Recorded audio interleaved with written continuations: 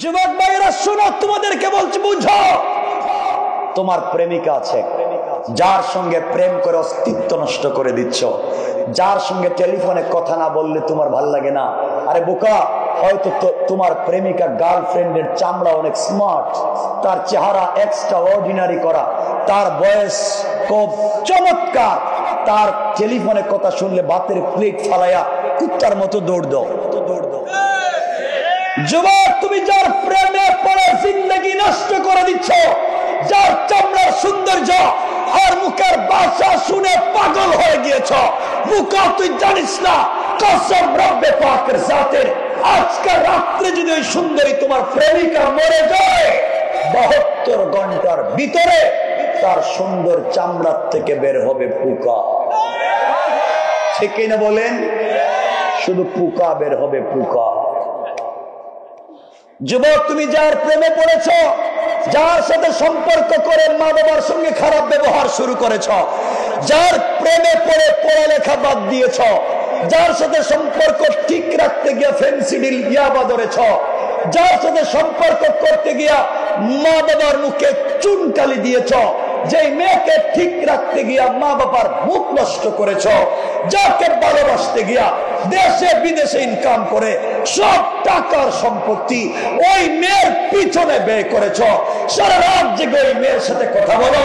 যুবক, তুই জানিস না কসম রব্বে পাকের জাতের, ওই মেয়েটা যদি আগামীকালকে ঘুম থেকে উঠে তোমার চাইতে স্মার্ট, তোমার চাইতে টাকাওয়ালা একটা যুবককে পেয়ে যায়, হয়তো তোমাকে ভুলে যেতে 1 মিনিটও লাগবে না।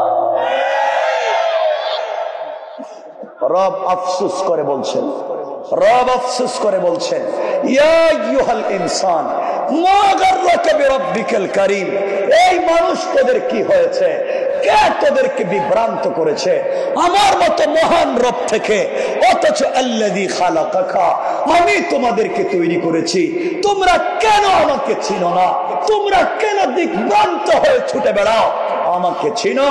বোন, আমার কথা যারা শুনছ, আমি বোনদেরকে বলছি, বোন, তুমি একটা ছেলের স্মার্টনেস দেখে, একটা ছেলের সম্পত্তি দেখে, তুমি একটা ছেলের জব দেখে তুমিও তার প্রেমে পড়ে গিয়েছ। বোন, তুই জানিস না ওই ছেলে অফিসের কথা বলে, কাজের কথা বলে, তার কলিগ কোন মেয়েকে নিয়ে অথবা তোমাকে রেখে অন্য কোন গার্লফ্রেন্ডকে নিয়ে সে কোন চাইনিজে বসে, কেএফসিতে বসে চাইনিজ খেতে পারে, অথবা পার্কে বসে তোমাকে ছাড়া অন্য মেয়েকে নিয়ে বাদামও খেতে পারে। ঠিক কিনা বলেন? দুনিয়া ধোঁকা, এই দুনিয়া ধোঁকা। প্রেম যদি করতে হয়, সম্পর্ক যদি করতেই হয়, ভালো যদি বাসতেই হয়, আমার আল্লাহকে ভালোবাসো। সম্পর্ক করতে হলে আমার রাসূলের সাথে করো, দুনিয়া কামিয়াব হয়ে যাবে। শোনো মুসলমানেরা, আমার রব তো প্রেম করেছেন, আমার আল্লাহ তো সম্পর্ক করেছেন আমার কলিজার টুকরা রাসূলের সঙ্গে। আমার রাসূলকে আমার আল্লাহ মাঝে মাঝে ডাক দিয়েছেন, ইয়া আইয়ুহাল মুদাসসির, ইয়া আইয়ুহাল মুজাম্মিল, কুম ফাআনজির, ওয়া রাব্বাকা ফাকাব্বির, ওয়া সিয়াবাকা ফাতাহহির, ওয়া চাদর ওয়ালা চাদর খোলা, ওয়া কম্বল ওয়ালা কম্বলের নিচ থেকে বের হও। ও বন্ধু হাবিবুল্লাহ, তুমি কম্বলের নিচে খাদিজার সঙ্গে আল্লাহু আরশ ইস্তাওয়া, আমি আরশে আজিমে একা একা ভাল লাগে না। বন্ধু, তুমি আয়েশাকে নিয়ে কম্বলের নিচে, আমি রব লা তাখুযুহু সিনাতুন ওয়ালা নাওম, তোমার প্রেমে পাগল হয়ে ঘুমাই না, তুমি ঘুমিয়ে থাকবে হবে না। বন্ধু, কম্বল ছাড়ো, বিছানা ছাড়ো, ঠান্ডা পানি দিয়ে ওযু করো, একটা বার সিজদায় গিয়ে বলো সুবহান। রব কথা দিলাম আরশে আজিমে থাকবো না, তোমার ডাকে সাড়া দিয়া সাথে সাথে তোমার ঘরের দরজায় হাজির হয়ে যাবে। রব তো তার নাম, রব তোমাকে ডাকে, রব তোমাকে কাছে পেতে চায়।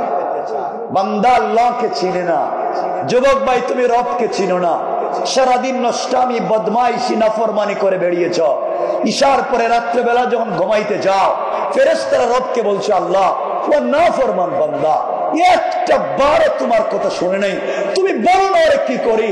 রব বলছেন, দেখো ফেরেশতারা, দুনিয়া তো বানাইলাম কোন বলে, তোমাদেরকে বানাইলাম কোন বলে, বান্দাকে তো কোন বইলা বানাই নাই, বান্দাকে বানাইছি কুদরতের হাত দিয়া। আমি তো শয়তানের সঙ্গে ওয়াদা করেছি, শয়তানকে চ্যালেঞ্জ দিয়েছি। শয়তান বলছিল একটা বান্দাকেও জান্নাতে যেতে দিবে না, আর আমি বলেছি আমার বান্দা যদি হাজার লাখ বৎসর গুনার কাজ করে, একটা বার জবান খুলে তওবা করলে মাফের ওয়াদা দিয়েছি, ওয়াদা। সুতরাং ও ফেরেশতারা, বান্দা তো সারাদিন আমাকে চিনল না, এখন তো রাত হয়ে গেছে, ঘুমিয়ে যাবে। বান্দার চোখ খোলা, বান্দার কানের ছিদ্র খোলা, বান্দার নাকের ছিদ্র খোলা, বান্দার মুখ খোলা, শরীরে আরো বিভিন্ন জায়গা খোলা, হয়তো কোনো পোকা ঢুকে আমার বান্দাকে কষ্ট দিবে। সুতরাং ও ফেরেশতারা, আমি আমার বান্দাকে কষ্ট দিতে চাই না। বান্দা আমাকে ভুলে গিয়েছে, আমি আমার বান্দাকে বলতে চাই না। আমি গোটা রাত্র 18 জন ফেরেশতা দিয়া বান্দার সিকিউরিটির ব্যবস্থা করে দিলাম। আল্লাহু আকবার বললেন না? তার নাম রব। আমি জানতে চাই কেন সে রবকে বইলে যাও, আমি জানতে চাই কেন সে রবকে ভুলে যাও। ইনশাআল্লাহ আজকের থেকে আমরা সে রবকে ভুলে যাব না। বললেন না? সবাই বলেন ইনশাআল্লাহ, সবাই বলেন ইনশাআল্লাহ। সমাজের ফিতনা ভুলে যাও, সমাজে আর ফিতনা কইরো না। আজকে তোমাদের কাজ কি?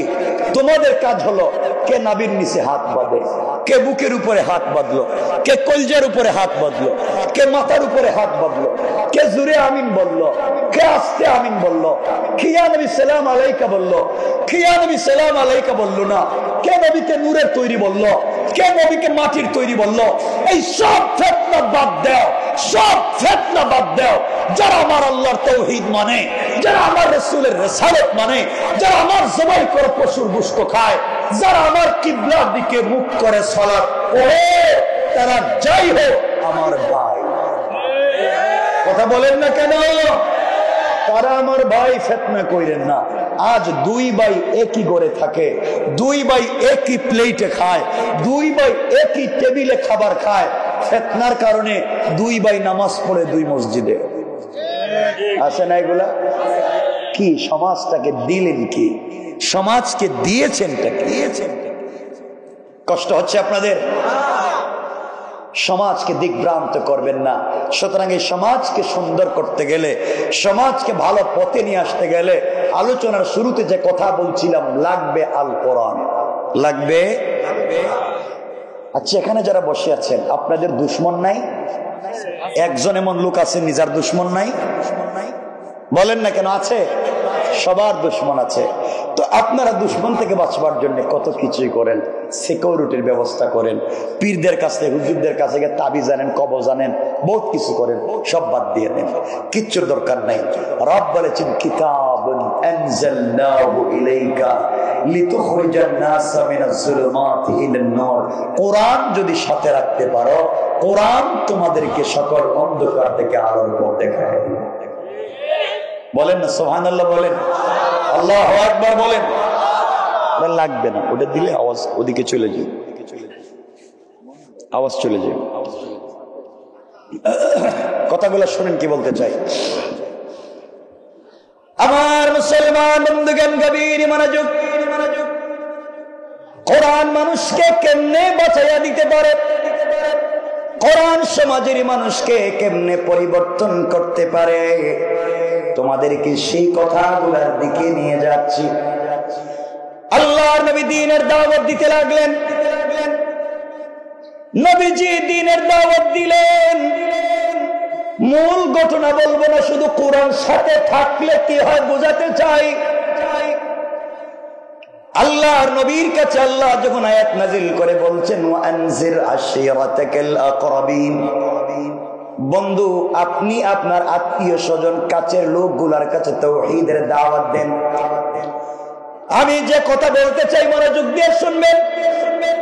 আল্লাহর পয়গম্বর আখিরি জামানার নবী সরকারে কায়নাত আমার নবীজি ঘুম থেকে উঠলেন সকালবেলা, সাফা পাহাড়ে উঠে গেলেন, ইয়া সাবাহা বলে ডাক দিলেন। যা বলতে চাই বুঝো। আরবের রেওয়াজ ছিল কেউ যদি সকালবেলা ইয়া সাবাহা বলে ডাক দে, তাহলে মনে করা হতো ভয়ঙ্কর কোন খবর হবে, গুরুত্বপূর্ণ কোন সংবাদ হবে। এই কথা বলবার পরে মক্কার বড় বড় নেতা লিডারেরা সবাই উপস্থিত হয়ে গেল। যারা যেতে পারলো না তারা প্রতিনিধি পাঠাইয়া দিল।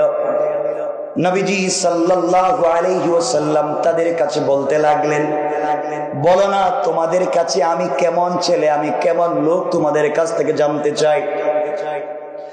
মক্কার সমস্ত মানুষেরা, মক্কার সমস্ত নেতা লিডারেরা এক বাক্যে বলতে লাগলো, মুহাম্মদ ইবনে আব্দুল্লাহ, তোমাকে পৃথিবীতে হতে দেখেছি, তোমাকে পৃথিবীতে বড় হতে দেখেছি, তোমার জন্ম দেখেছি, তোমার বেড়ে ওঠা আমাদের হাতে, তোমাকে আমরা ভালো করে চিনি।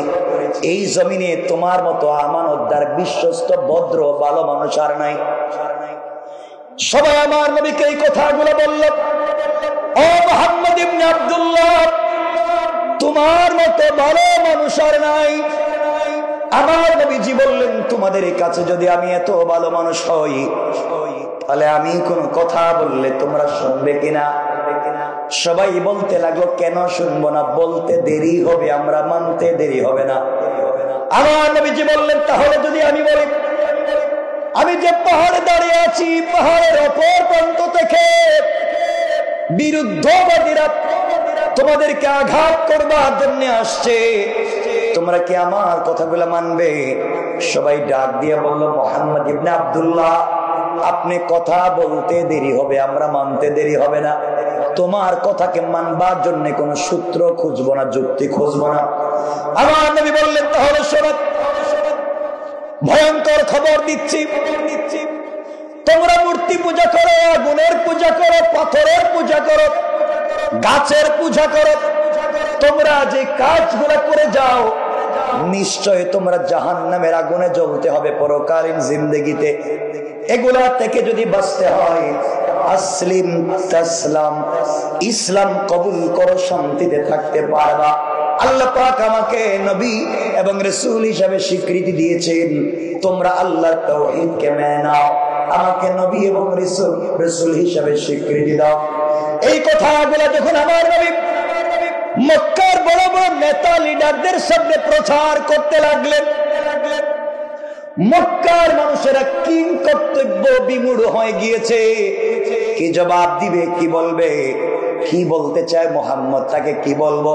কোন মানুষ যখন কোন জবাব দিতে পারে না, ওই সময় সর্বপ্রথম যেই লোকটা দাঁড়ায়া হাতের মধ্যে পাথর নিয়ে আমার নবীজি গালি দিতে লাগলো আর বলতে লাগলো, তাব্বান লাকা ইয়া মুহাম্মদ আলিহাযা জামাতানা দাআওতানা, ও মুহাম্মদ ইবনে আব্দুল্লাহ, তুমি ধ্বংস হয়ে যাও, তোমার পুরো দিন ধ্বংস হয়ে যাক। এই কথাগুলা বলবার জন্য কি আমাদেরকে দাওয়াত করে একত্রিত করেছ? এই কথা বলে আমার নবীকে গালি দিতে লাগলো আর বলতে লাগলো, মুহাম্মদ ইবনে আব্দুল্লাহ, তুমি পাগল, তোমার আল্লাহ পাগল, বলে নাউজুবিল্লাহ। কথা বলে হাতে পাথর নিয়ে আমার নবীকে মারবার জন্য দাঁড়িয়েছে যেই লোকটা, তাকে আপনারা চিনেন, জানেন, তার সম্পর্কে জানেন, উঠা বড় উদ্দেশ্য না। তার নাম হলো আবু লাহাব। নবীজির 3 ধরনের পরিচয় তার সঙ্গে। 1 নম্বর পরিচয়, নবীজির আপন চাচা। 2 নম্বর পরিচয়, নবীজি নবুয়ত লাভ করার পূর্বে আবু লাহাবের 2 ছেলে উতবা এবং উতাইবার কাছে নবীজির 2টা মেয়ে যায়নাব এবং রুকাইয়াকে বিয়ে দিয়েছিলেন। আবু লাহাব একদিকে নবীজির চাচা, অপরদিকে বিয়াই। 2 পরিচয়। 3 নম্বর পরিচয় হলো নবীজি এবং আবু লাহাব একসাথে বাল্য বন্ধু ছিলেন, চাচা ভাতিজা একসাথে বড় হয়েছেন। এই 3 পরিচয় থাকবার পরে আবু লাহাব দাঁড়িয়ে আমার নবীকে গালি দিতে লাগলো, হাতে পাথর নিয়ে মারতে লাগলো, আল্লাহকে পাগল বলে গালি দিতে লাগলো। আমি আপনাদের কাছে জানতে চাই, মক্কার কোন মানুষ জবাব দেয় নাই, মক্কার কোন মানুষ গালি দেয় নাই, ভিন্ন ধর্মের যে কোনো ধর্মের লোক আমার নবীকে গালি দেয় নাই। সর্বপ্রথম যেই লোকটা আমার নবীকে গালি দিয়েছে, ইসলামের বিরুদ্ধাচরণ করেছে, সে কে? কথা বলেন। নবীজির কি? সবাই বলেন। চাচা ঘরের লোক না বাহিরের লোক? সবাই বলেন। সুতরাং নবীজি দ্বীনের দাওয়াত মক্কায় প্রকাশ্যে দেওয়া শুরু করলে যে লোকটা প্রথমে বাধা দিয়েছে, ঘরের লোক না বাহিরের লোক? সবাই বলে। আজ আমরা যারা দ্বীনের দাওয়াতের কাজ করে যাই, ইসলামের জন্য আমরা যারা সমাজে কাজ করে যাই, দ্বীনের দাওয়াতে বাহিরের লোক আমাদেরকে বাধা দেয় না। আমাদেরকে যারা বাধা দেয় আমাদের মতো টুপিওয়ালা পাঞ্জাবিওয়ালা ঘরের লোক। ঠিক কিনা বলে?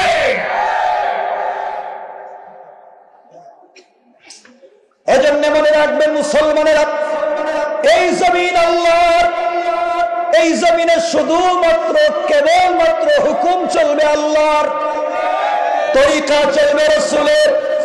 এই আল্লাহর জমিনে আল্লাহর হুকুম চলবে, রাসূলের তরিকা চলবে। যারা আল্লাহর হুকুম মানতে বাধা দিবে, যারা আমার রাসূলকে গালি দিবে, যারা আমার আল্লাহকে গালি দিবে, কোরআন সুন্নাহর বিরুদ্ধে কথা বলবে, দেশে যে কেউ হোক না কেন, মুসলমান পরিচয় নিয়ে সমাজে বসবাস করবার অধিকার নাই। এই জন্য আমার বন্ধুগণ যে কথা বলতে চাই মনোযোগ দিয়ে শুনেন। নবীজিকে গালি দিল আবু লাহাব, আল্লাহকে গালি দিল। নবীজি হাত উঠে আল্লাহকে বলতে লাগলেন, আল্লাহ তাআলা, আবু লাহাব আমাকে গালি দিয়েছে, আমাকে পাগল বলেছে, আয় আল্লাহ তাআলা আমার যায় আসে না, আয় আল্লাহ কিন্তু তোমাকে পাগল বলেছে, আমি সহ্য করতে পারি না। আল্লাহ বলেন, বন্ধু আমার, যারা আমি আল্লাহকে গালি দিয়েছে তাদেরকে মাফ, যারা আমার কোরআনের বিরুদ্ধে কথা বলেছে তাদেরকে মাফ, যারা আমার মাদ্রাসা আমার ঘরের মসজিদের বিরুদ্ধে কথা বলেছে মাফ। কিন্তু যারা আমার বন্ধু হাবিবুল্লাহ, যাকে উপলক্ষ করে দুনিয়া সাজালাম, যাকে উপলক্ষ করে দুনিয়া সুন্দর করলাম, আমার সেই বন্ধুকে যারা গালি দিবে আমি আল্লাহ তাদেরকে কোনদিন মাফ দিতে পারি না। ঠিক কিনা বলে? আমার বন্ধুগণ, আল্লাহ আয়াত নাজিল করলেন, সূরা নাজিল করলেন, এটা আমার উদ্দেশ্য না আপনারা এই সূরা সম্পর্কে জানেন। কিন্তু আল্লাহ আবু লাহাবকে ধ্বংসের কথা বলছেন ঠিকই, আল্লাহকে গালি দিয়েছে, রাসূলকে গালি দিয়েছে, কিন্তু এই সূরার মধ্যখানে আল্লাহ একটা আয়াত যোগ করে বললেন, ওয়ামারাতুহু হাম্মালাতাল হাতাব। আল্লাহ আয়াত যোগ করে বললেন, শুধু আবু লাহাবকে ধ্বংস করি নাই, আবু লাহাবের স্ত্রী ইমরাতুন, আবু লাহাবের স্ত্রী উম্মে জামিল, তাকেও আমি আল্লাহ ধ্বংস করেছি। এখন কথা হলো, আলোচনার শুরুতে উম্মে জামিল ছিল না কেন? আল্লাহ আয়াত নাযিল করলেন। হাম্মালাতুন শব্দের দুইটা তাফসীর মুফাসসিরিনে কেরাম করেছেন। এক নাম্বার তাফসীর হলো হাম্মালাতুনের এই উম্মে জামিল মহিলা মানুষের বাড়ি বাড়ি গিয়ে, ঘরে ঘরে গিয়ে, বাজারে বাজারে গিয়ে, আমার জালাল বললেন, যারা আমার কলিজার টুকরা বন্ধুরে গীবত করে, শিকায়াত করে, সমালোচনা করে, হাম্মালাতুন আমি আল্লাহ ওই মহিলাকে ধ্বংস করে দিলাম। দুই নম্বর ব্যাখ্যা হলো, ওই মহিলা আমার নবী দ্বীনের দাওয়াতে গেলে জঙ্গল থেকে কাঁটা এনে, কাঁটা যুক্ত জিনিস এনে রাস্তায় ফেলে দিত, দিয়া দ্বীনের রাস্তায় বাধা প্রদান করত। আল্লাহ পাক বলেন, হাম্মালাতুন, যেই মহিলা বহন করে নিয়ে আসে কাঁটা যুক্ত কাঠ, ওই মহিলাকেও ধ্বংস করে দিলাম। সুতরাং বুঝা গেল, আল্লাহ নবীকে যারা গালি দেয়, যারা গীবত, শিকায়াত, সমালোচনা করে, নবীজিকে নিয়ে ঠাট্টা বিদ্রুপ করে, তা হলো এই জমানার সব থেকে বড় যুদ্ধাপরাধী, মানবতা বিরোধী অপরাধ করেন। ঠিক কিনা? ঠিক কিনা বলে? সুতরাং আল্লাহকে, আল্লাহ রাসূলকে গালি দেওয়ার মতো অপরাধ এই জমিনে করা যাবে। কথা বুঝবেন কি বলতে চাই? মূল কথাটা বলতে চাচ্ছি, উদ্দেশ্য হচ্ছে কোরআন বুঝানো, কোরআন থাকলে লাভ কি এটা। এবার উম্মে জামিল যখন জানতে পারলো তার বিরুদ্ধে আল্লাহ কোরআনের আয়াত নাজিল করেছেন, কিতাবের নাম মনে রাখবেন, তারিখে ইবনে জারির তাবারি, তারিখে খাল্লিকান, দুটা কিতাবের সমন্বয়ে চমৎকার ঘটনা নিয়ে এসেছেন। আমরা মূল বিষয়টাকে ফোকাস করব। উম্মে জামিল হাতের মধ্যে পাথর নিল, কাদের মধ্যে বস্তা নিল, আমার নবীজিকে মেরে ফেলবে। এদিকে আমার নবী আখেরি জামানার পয়গম্বর, সরকারে কায়নাত, দো জাহানের সরদার, নবী রহমত জনাবে মুহাম্মদ রাসূলুল্লাহ সাল্লাল্লাহু আলাইহি ওয়াসাল্লাম হযরত সিদ্দিক আকবরকে সঙ্গে নিলেন, কাবা চত্বরে পৌঁছে গেলেন। একদিন আমার নবী কাবা চত্বরে গিয়ে সিদ্দিক আকবরকে বসাইয়া দিলেন। কাবা চত্বরে আমার নবীজি শুয়ে পড়লেন। সিদ্দিক আকবরের রানের উপরে মাথা রেখে আমার নবীজি শুয়ে আছেন। সিদ্দিক আকবর আমার নবীর চেহারা মোবারকের দিকে তাকায় আর আসমানের সূর্যের দিকে তাকায়, আসমানের চন্দ্র এবং তারকাকে কল্পনা করে এক পর্যায়ে সিদ্ধান্তে উপনীত হয়ে গেলেন, আসমানের চন্দ্র সূর্য এবং তারকার চাইতে আমার নবীর চেহারার লাবণ্য এবং সৌন্দর্য আর কোটি গুণ বেশি। সুবহানাল্লাহ। হঠাৎ করে সিদ্দিক আকবর তাকে দেখে একজন মহিলা আমার নবীকে আঘাত করবার জন্য আসছে। আল্লাহর নবীকে ডাক দিয়ে বলছেন, ইয়া রাসূলুল্লাহ, ইয়া হাবিবাল্লাহ, পয়গম্বরে আরবি একজন মহিলা পাথর নিয়ে আসতেছেন, নিশ্চয় আপনাকে আঘাত করবে, মেরে ফেলবে। কোন মহিলা যদি আপনাকে আঘাত করে এর চাইতে লজ্জার অপমানের কিছু হতে পারে না। আপনি বলেন না, আমি জবাব দিয়ে দিই। আমার নবী জবাব দিলেন, আবু বকর রে শোনা, চিন্তার কোনো কারণ নাই। আল্লাহ জানিয়ে দিয়েছেন বন্ধু আমার, কোন কাফের, কোন জালেম, কোন দুনিয়ার জমিনে বেঈমান, কোন অপরাধী আপনাকে আঘাত করবার জন্য যদি আসে, আপনাকে মারবার জন্য যদি আসে, ওই সময় আপনি আমি আল্লাহর কোরআন থেকে তেলাওয়াত করবেন, কোরআনকে সঙ্গে রাখবেন। আমি আল্লাহ কথা দিলাম বন্ধুরে, আপনি কোরআন থেকে তেলাওয়াত করতে দেরি হবে, আমি আল্লাহ জালেমদের থেকে আপনাকে বাঁচাইয়া দিতে আমি আল্লাহ 1 মিনিটও দেরি হবে না। সুবহানাল্লাহ। উম্মে জামিল কাছাকাছি এসে গেল। সিদ্দিক আকবর তাকে দেখেন উম্মে জামিল আমার নবীর চাচি এবং বিয়াই। ডাক দিয়া বললেন, পয়গম্বরে আরবি আপনার চাচি আপনাকে মারবার জন্য আসছে। নবীজি বললেন, আবু বকর চিন্তা করে না, আল্লাহ বলেছেন কোরআন থেকে তেলাওয়াত করলে তিনি বাঁচাইয়া দিবেন। আমার মূল তাফসীর হচ্ছে বোঝানো, কোরআন সাথে থাকলে লাভ কি, এটা বোঝানোর জন্য নিয়ে এসেছি। এবার আমার নবীজি কোরআন থেকে তেলাওয়াত শুরু করে দিলেন। সিদ্দিক আকবরের রানের উপরে মাথা রেখে কোরআন তেলাওয়াত করতে লাগলেন। সিদ্দিক আকবর বলেন, সামি'তু রাসূলুল্লাহি সাল্লাল্লাহু আলাইহি ওয়াসাল্লাম, আমি আমার নিজ কানে নবীজির কোরআন তেলাওয়াত শুনি, চোখ দিয়ে নবীজিকে দেখি। উম্মে জামিল আস্তে আস্তে পাথর হাতে নিয়ে সরাসরি নবীজির সিনা মুবারকের সামনে দাঁড়িয়ে গেল। আবু বকর বলেন, আল্লাহ, এখন কি আমার নবীজির বুকের উপরে পাথর দিয়ে আঘাত করবে নাকি? উম্মে জামিল নবীজির সিনার সামনে দাঁড়ায়া, বুকের সামনে দাঁড়ায়া আবু বকরকে ডাক দিয়ে বলছে, আবু বকর বলো না, তোমার বন্ধু মুহাম্মদ ইবনে আব্দুল্লাহ কোথায়? আজকে সারা দিন মক্কায় খুঁজলাম, তাকে কোথাও পেলাম না, তুমি এখানে একা একা বসে কি করো? মুহাম্মদ কোথায়? বলেন সুবহানাল্লাহ। আল্লাহু আকবার। আপনাদের কষ্ট হচ্ছে? কষ্ট হলে আমি রেখে দেব। সিদ্দিক আকবর আশ্চর্য হয়ে গেলেন, মহিলা বলে কি? আমি দেখি আমার নবীর 5-10 আঙ্গুল সামনে দাঁড়িয়ে আছে, নবীজির চেহারার দিকে তাকায়া আমাকে দেখে, আমার নবীজিকে দেখে না, ব্যাপার কি? আবু বকর আশ্চর্য, বিষয়টা কি?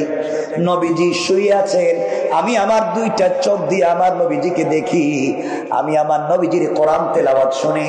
উম্মে জামিল নবীজির সামনে দাঁড়ায়া আমাকে দেখে, আমার নবীকে দেখে না, ব্যাপার কি? তিনি বলতে লাগলেন, উম্মে জামিল রে, তোমার ভাতিজা, তোমার বিয়াইকে তুমি খুঁজতে এসেছো, পুরা কাবা চত্বর খুঁজে দেখো না কোথায় আছে। আর উম্মে জামিল পুরা কাবা ঘর খুঁজতে লাগলো, কোথাও আমার নবীকে পেল না। আবার আমার নবীর সামনে দাঁড়িয়েছে, নবীর সামনে দাঁড়িয়ে আবু বকরকে বলছে, আবু বকর বলো না তোমার বন্ধু কোথায়, তো পেলাম না, জানাইয়া দিও মুহাম্মদ ইবনে আব্দুল্লাহকে কোথাও যদি পাও জানাইয়া দিও। আমি উম্মে জামিল তার চাচি এবং বিয়াইন বলতেছি, তাকে যেখানে পাবো দুনিয়ার জমিন থেকে উঠাইয়া দেব। সিদ্দিক আকবর মনে মনে মুচকি হেসে বলছেন, ও আহাম্মকার বেওকুফ, নবীজির চোখের সামনে যে ব্যক্তি দেখতে পারে না, সে আমার নবীজিকে কেমনে মারবে? চিৎকার করে গালি দিয়ে দিয়ে চলে গেল। সিদ্দিক আকবর উঠে গেলে আমার নবীজিকে জড়িয়ে ধরলেন আর ডাক দিয়ে বলছেন, ইয়া রাসূলুল্লাহ, ইয়া হাবিবাল্লাহ, কাঁদতেছেন আর বলতেছেন, বলেন না কেমনে আপনাকে উম্মে জামিল দেখলো না, আপনার সামনে দাঁড়াইয়া আমাকে দেখে আপনাকে দেখে না। এবার নবীজি হাসলেন আর বললেন, ও আবু বকর, আবার আল্লাহ আমাকে জানিয়ে দিয়েছেন বন্ধুরে, কোন কাফের কোন জালেম যদি আপনাকে আঘাত করবার জন্য আসে, আপনার বিরুদ্ধবাদী কেউ আপনাকে মারবার জন্য আসে, আমি আল্লাহ কোরআন থেকে তেলাওয়াত করবেন, আমি আল্লাহ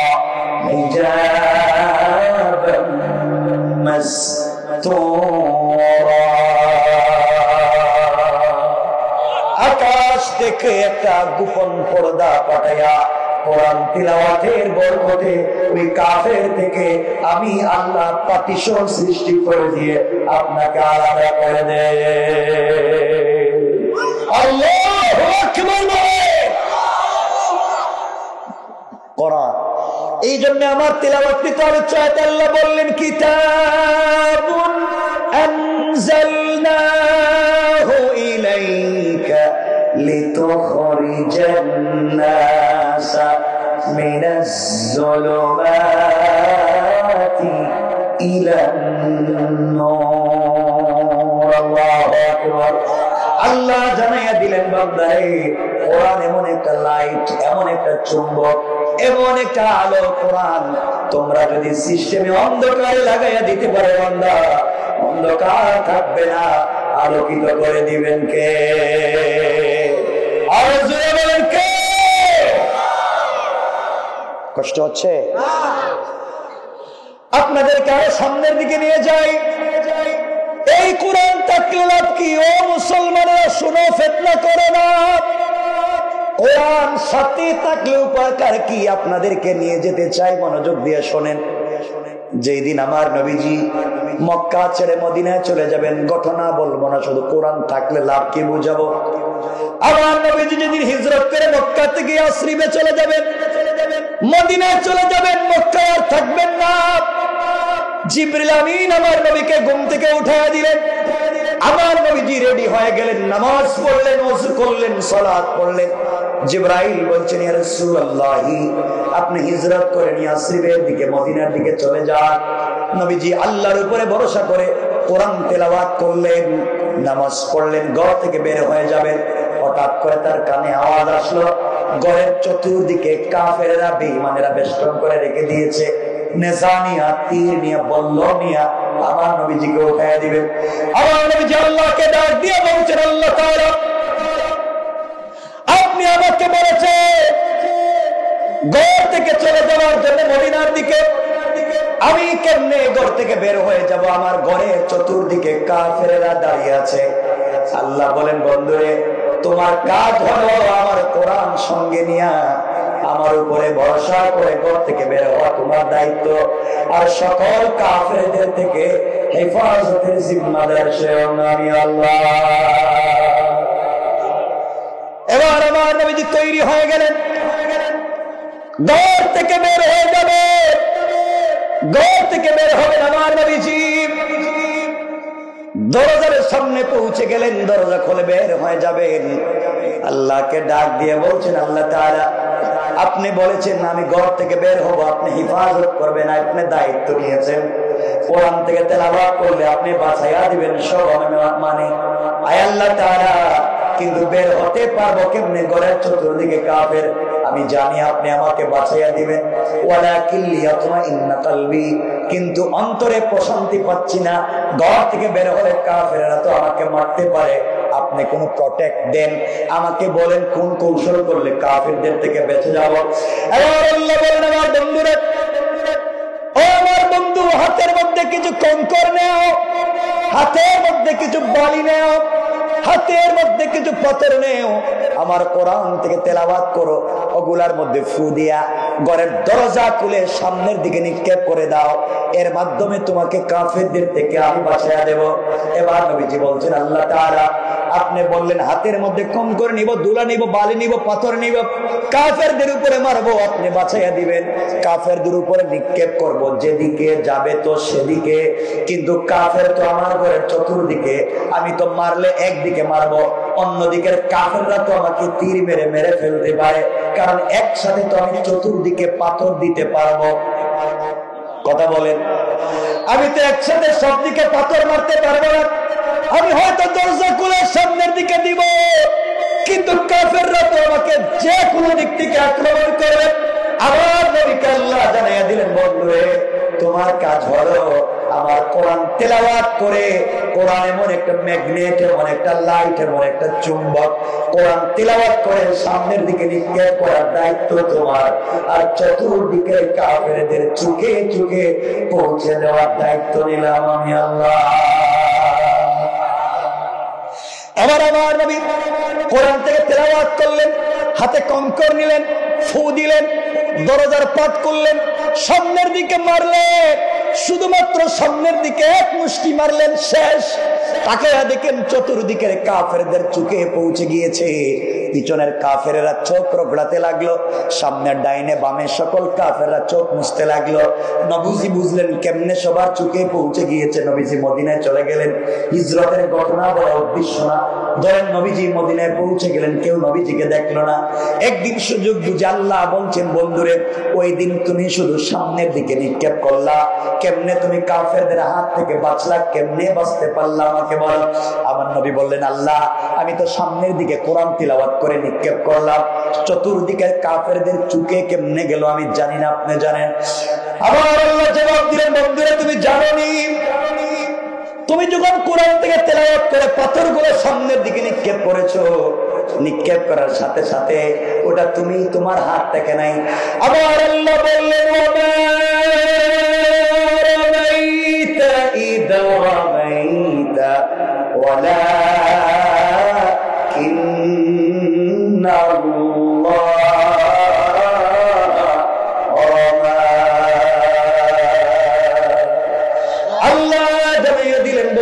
তুমি যখন পাথরগুলো নিক্ষেপ করেছো কোরআন তিলাওয়াত করে আমার উপরে ভরসা করে, তখন এটা তোমার হাত থাকে নাই, ওইটা আমি আল্লাহর কুদরতের হাত হয়ে গিয়েছে।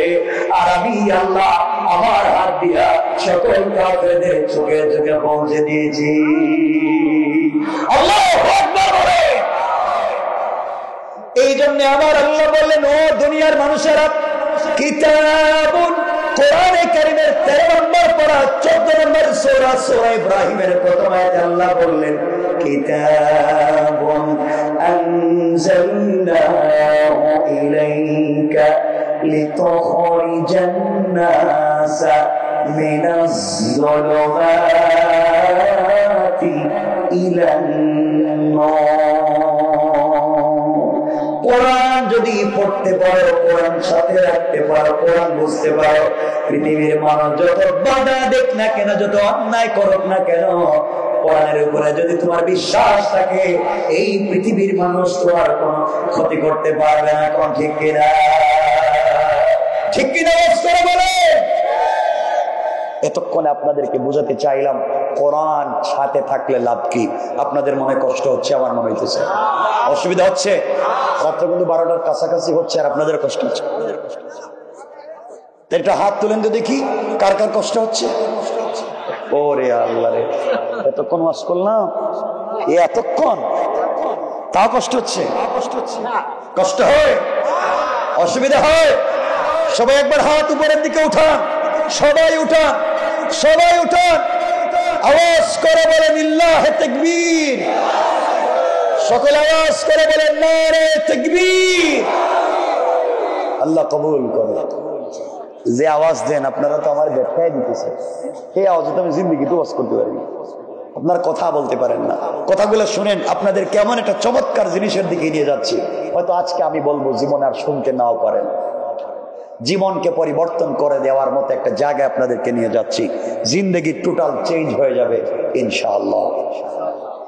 আমার বন্ধুগণ শোনো, আল্লাহকে চিনো, আল্লাহর পথে চলো,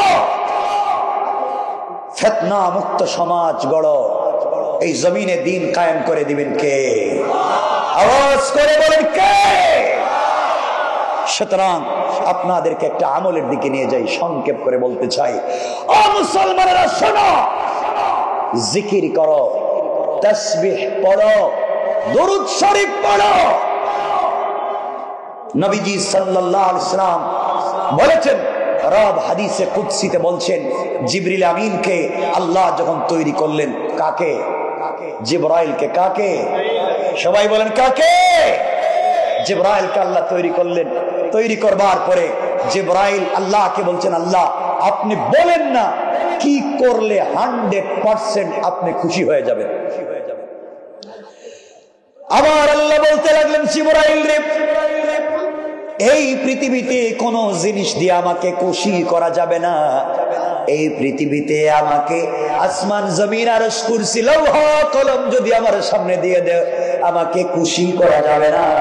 কোন বান্দা যদি একটাবার সিজদায় গিয়ে সুবহান বলে আমাকে ডাক দে, 1000 কোটি পৃথিবী আমাকে দিয়ে দিলে যতটুকু খুশি করা যাবে, একটাবার সিজদায় গিয়ে আমাকে ডাক দিলে তার চাইতে বেশি আমি আল্লাহ খুশি হয়ে যায়। এই কথা শুনে জিবরাইল সিজদায় পড়ে গেলেন। 2 রাত, কেউ বলেছেন 40 লক্ষ বছর, কেউ বলেছেন 40,000 বছর। একাধারে জিবরাইল আল্লাহর কদমে সিজদায় পড়ে গেলেন। 40 লক্ষ অথবা 40,000 বছর সিজদা দেওয়ার পরে আল্লাহকে বলেন, আল্লাহ দীর্ঘদিন পর্যন্ত একাধারে সিজদা করলাম, তুমি বলেছো সিজদায় তুমি খুশি হয়ে যাও, বলো না আমার সিজদায় কি তুমি খুশি হয়েছ? এবার আল্লাহ জবাব দিলেন, জিবরাইল রে, 40,000 অথবা 40 লক্ষ বছর একাধারে সিজদা করেছো, তুমি জানতে চেয়েছো আমি সন্তুষ্ট হলাম কিনা, সন্তুষ্ট হয়েছে কিনা জানতে যদি চাও আরশে আজিমের দিকে তাকাও। আরশে আজিমের দিকে জিবরিল আমিন তাকালেন, তাকাইয়া দেখুন ওখানে লেখা লা ইলাহা ইল্লাল্লাহ মুহাম্মাদুর রাসূলুল্লাহ। আর জিবরাইল বলছেন, আল্লাহ তাআলা আমি সিজদা দিয়েছি লম্বা সময়ে, আর আপনি আমাকে আরশে আজিমের কালিমা দেখায় দিলেন, কালিমার সঙ্গে সিজদার সম্পর্ক কি? আল্লাহ পাক মুস্কি মুস্কি হেসে বললেন, জিবরাইল রে, তুমি তো একাধারে 40 লক্ষ 40,000 বছর সিজদা দিয়ে আমি সন্তুষ্ট কিনা তুমি জানতে চেয়েছো, তোমাকে কালিমা দেখায় দিলাম।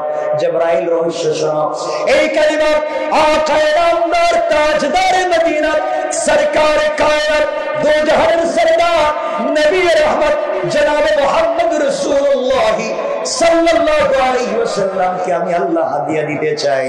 তার উম্মতদেরকে 5 ওয়াক্ত নামাজ আমি ফরজ করে দিতে চাই। তার উম্মতেরা 5 ওয়াক্ত নামাজে প্রতিদিন 17 রাকাত নামাজ পড়বে। 5 ওয়াক্ত নামাজে কয় রাকাত ফরজ নামাজ? 17 রাকাত। ফজরের 2 রাকাত, জোহরের 4 রাকাত, কত হলো? কথা বলেন। আসরের 4 রাকাত কত হলো? মাগরিবের 3 রাকাত কত হলো? এশার 4 রাকাত কত হলো? আল্লাহ বুঝাতে চাইলেন 17 রাকাত নামাজ ফরজ করে দিতে চাই। এই 17 রাকাত নামাজে 17 রাকাত সালাতে আখিরি জামানার উম্মতেরা প্রত্যেকটা রাকাতে 2টা করে সিজদা দিবে। প্রত্যেকটা সিজদায় কমপক্ষে 3 বার করে সুবহানা রাব্বিয়াল আলা বলবে। ও জিবরাইল, তুমি যে 30,000 আর 30 লক্ষ বছর সিজদা করে যে সওয়াবের মালিক হইছো, আমার আখিরি জামানার উম্মতেরা একটা সিজদায় গিয়ে যদি একটা বার সুবহান বলে ডাক দেই, তোমার 30 লক্ষ বছরের সওয়াবের চাইতে 40 লক্ষ গুণ পায়া সওয়াব দেওয়ার ওয়াদা দিয়ে দিলাম। আল্লাহু আকবার বলে কত সওয়াব চান, এরপরেও তো রবের কদমে সিজদা দিতে পারেন না। এই সিজদার দাম কত আপনাদেরকে সেদিকে নিয়ে যেতে চাই। কষ্ট হচ্ছে না তো? 12টা হয়ে গেলে কি কথা লম্বা করবো? আরে না, কষ্ট হচ্ছে না? 12টা হয়ে যাচ্ছে, হয়ে গেছে, যাচ্ছে কি? আপনাদেরকে চমৎকার একটা কথা বলে আলোচনা শেষ করবো, মনোযোগ দিয়ে শোনেন। জিন্দেগিতে আপনারা যদি মাত্র 2 রাকাত নামাজ পড়েন, কয় রাকাত?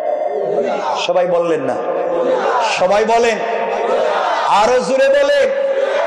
আমার আল্লাহ হাদিসে কুদসিতে জানিয়ে দিয়েছেন, যারা মাত্র 2 রাকাত নামাজ পড়বে আমার আরশে আজিম ছাড়া পৃথিবীতে যা চাইবে নামাজের সালাম ফিরাবার আগে আমি আল্লাহ তার দোয়াকে কবুল করে দেই। কয় রাকাত? হাদিসে কুদসিতে আমার আল্লাহ বললেন যারা এই 2 রাকাত সালাত পড়বে 1 লক্ষ এটম বোম যদি তার সামনে রাখা হয়, বোমা রাখা হয়, ট্যাঙ্ক রাখা হয় তাকে ধ্বংস করে দেওয়ার জন্য, সে যদি 2 রাকাত নামাজ পড়ে পৃথিবী তার বিরুদ্ধে যদি চলে যায় 2 রাকাত নামাজ পড়বার কারণে পৃথিবীর কোন জিনিস দিয়ে তার ক্ষতি করা যাবে না। সুবহানাল্লাহ বললেন না? আল্লাহু আকবার বলেন।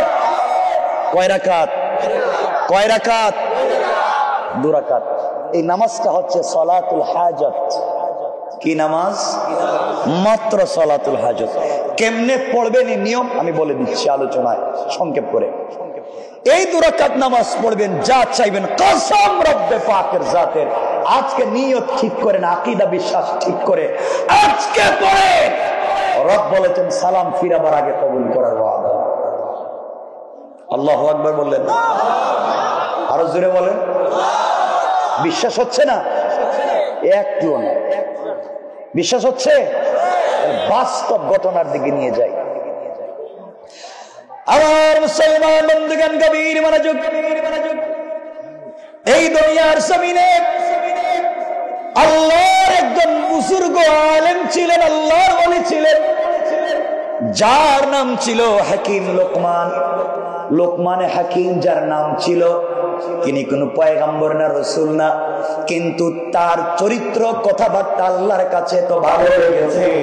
তিনি কোনো পয়গম্বর না হওয়ার পরেও তার কথা এবং নামকে আমার আল্লাহ কোরআনের আয়াত এবং সূরা বানিয়ে দিয়েছে। সুবহানাল্লাহ জোরে বলেন। এত মানুষ যদি আওয়াজ না করেন, এমনি ভাইয়ে মাইকে যে কি করছে, গলার আওয়াজ তো কিয়ামত লাগান টানতে আছে বাতাস, বাতাসটা নেই।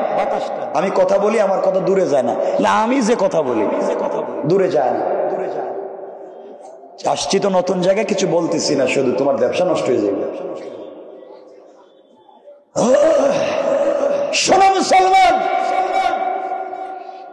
2 রাকাত নামাজ। কয় রাকাত?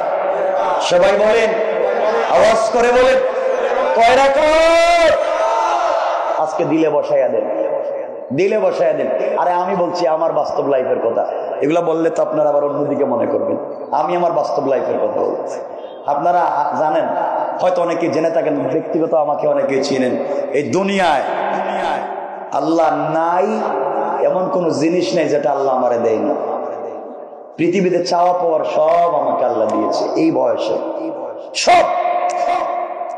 পৃথিবীর উন্নত একবারে স্মার্ট উন্নত রাষ্ট্র বলতে আপনারা যা বুঝেন, পুরা জিন্দেগি ওখানে থাকবার মতো সুযোগ সুবিধাও আল্লাহ আমাকে দিয়েছে। আমি যা বলতে চাই, জীবনে বহুত বিপদে পড়েছি, বহুত বহুত বহুত বিপদে পড়েছি। আমি আমার গাড়ি অ্যাক্সিডেন্ট, আপনারা ইন্টারনেটে দেখেছেন হয়তো, গাড়ি অ্যাক্সিডেন্ট করে আগুন ধরে গাড়ি জ্বলে গিয়েছে। ফায়ার সার্ভিস গাড়ি আগুন নিবানোর জন্য লাশ খুঁজতে এসেছে, অথচ আল্লাহ আমাকে বাঁচাইয়া দিছে। আমার শরীরই লাগে নাই। আমি বোঝাতে চাচ্ছি এমনি হাফিজুল আলিম, আমি জানি এই আমলের কি স্পিরিট আর পাওয়ার। যাক, এগুলা ভিন্ন কথা, এগুলা বলার দরকার নাই, নিজের এগুলা সুযোগ পেলে সামনের দিকে বলবো না। বলতে চাই যে আমলটা শোনেন, বাস্তব লাইফ শোনেন। এই হাকিম লোকমান সুন্দর মানুষ ছিলেন না, হাকিম লোকমান ছিলেন বেটে মানুষ। বেটে আপনারা কি বলেন? বেডি বাইরে কি কয় বুঝি না। আপনাদের ভাষা তো আমি কম বুঝি, যদি আমি ঢাকা শহরে থাকি। আমার জন্ম হচ্ছে সিলেট শহরে, শাহজালাল মুজাররিদ ইয়ামানি কবর যেখানে, কাছে আমার বাড়ি। আপনারা বলেন বেডে, বললাম বাইটিয়া। হযরত হাকিম লোকমান ছিলেন বেটে মানে বাইটিয়া। ঠোঁট ছিল মোটা, চোখ ছিল ছোট, পাও ছিল রেল লাইনের মতো ফাড়া ফাড়া, চেহারা ছিল কালো বলতে কয়লার মতো, কালো একটা লোক, বাইকটা একটা লোক, ঠোঁট মোটা, চোখ ছোট, পাহাড়ের লাইনের মতো ফড়া ফড়া। আপনারা বলেন কোন কন্ডিশন আছে? কথা বললেন না কেন? আপনাদের এলাকার কোন মেয়েরে বিয়ে দিবেন না? কয় দেখছেন, এরা নাই কয়ে বলেছে। হ্যাঁ, এর নাম হাকিম লোকমান। রব বললেন তোমার চেহারা বডি ঠিক না হলে হবে কি?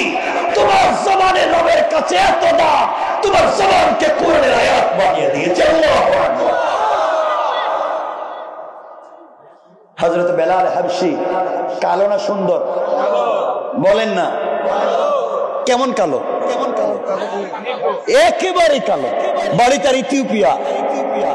একেবারে কালো বলতে যা বোঝায়, জিহ্বাটাও একটু কাটা, তুতলে কথা বলতেন। এই হযরতে বেলাল হাবশী রাসূল সাল্লাল্লাহু আলাইহি ওয়াসাল্লাম দুনিয়া থেকে মেরাজে গেলেন, জান্নাতে গিয়ে শুনলেন বেলাল হাবশীর পায়ের আওয়াজ শোনা যায়। আল্লাহু আকবার। বেলাল দুনিয়া জিন্দা, তার পায়ের আওয়াজ শোনা যায়, বেলাল জান্নাতে হাঁটতেছে। আল্লাহু আকবার বললেন না? কেমন ছিলেন তারা, কেমন ছিলেন তারা? আরেকজন বাট্টি লোক ছিলেন, অনেক বাট্টি লোক আছেন, আরেকজন আছে হাদিসে এসছে, কে বলতে পারবেন? হযরত আলী। কে? হযরত আলী কারামাল্লাহু ওয়াজহা, নবীজির কলিজার টুকরা চাচাতো ভাই, ফাতেমার জামাই, স্বামী হযরত আলীও ছিলেন বাইচ্চা। চমৎকার একটা ঘটনা আছে এখানে, 1 মিনিট, অসুবিধা হবে না? তুই কথা বলবি। আলী ছিলেন বাচ্চা, তো হযরতে ওমর এবং আবু বকর ছিলেন লম্বা। তো আলী এবং আবু বকর বলতেন লাউ কানা আলিফ লাম, লানা যেমন লাম নুন আলিফ লানা, লানা না, লাম নুন আলিফ লানা, লাম লম্বা আলিফও লম্বা, আর নুন এটা মধ্যখানে পড়ে দিচ্ছে, বুঝে নিছি এবারে শুডো না। তো তারা বলতেন আমরা লাম আলিফ কত লম্বা, আর তুমি নুন নিচে পড়ে দিছো, আমরা না থাকলে তোমার অস্তিত্ব থাকতো। এত বাচ্চা ছিল। তো আলীও তো ছেড়ে দেওয়ার মতো কোনো পাবলিক না। আলী বলতেছে লাউ কানা আলিফ লাম, যদি আলিফ এবং লামের মধ্যখানে আমি নুন না থাকতাম, মানে আলিফ লাম দুটার মধ্যখানে যদি আমি নুন না থাকতাম, লাকানা লা, তোমরা হয়ে যাইতা না।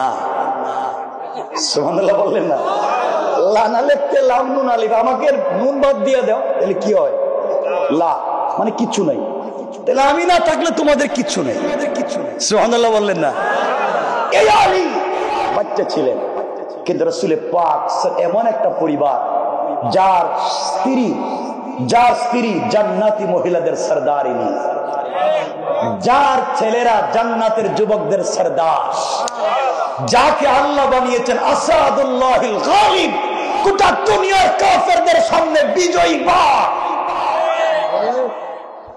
যার শ্বশুর হচ্ছেন বিশ্ব নবী। আল্লাহু আকবার। কি নাই আলী। তো এই আলীর সাথে রাসূল মাঝে মাঝে মজা করতেন, মস্কারা করতেন, বিনোদন করতেন। কি করতেন? বিনোদন মনে বুঝেন না আপনারা? কি বুঝেন? কি মজা, বেটার কি বলেন? আনন্দ করতেন, মস্কারা করতেন, দুষ্টামি করতেন। শ্বশুর জামাই আপনারা করেননি? কিছু কয় না? আপনারা করেননি? আপনারা তো লজ্জা পান। নবীজি সাল্লাল্লাহু আলাইহি ওয়াসাল্লাম একদিন বসছেন, কথাগুলো মনোযোগ দিয়ে শুনেন। হযরতে আলী নবীজির ডান পাশে, এরপরে হয়তো আবু বকর, এদিকে ওমর, উসমান, আলী সকল বসছেন একসাথে, শ্বশুরও জামাইও। আবু বকর নবীজির কি শ্বশুর, কি নিজে জামাই, এদিকে আলী নিজের জামাই আর নিজে শ্বশুর, সবাই নিয়ে বসছেন। কি সুন্দর মজমা। নবীজি বসছেন, বললেন শোনো, সবাই যখন বসছি একটু খেজুর খাই। কি খাই? সবাই বলেন।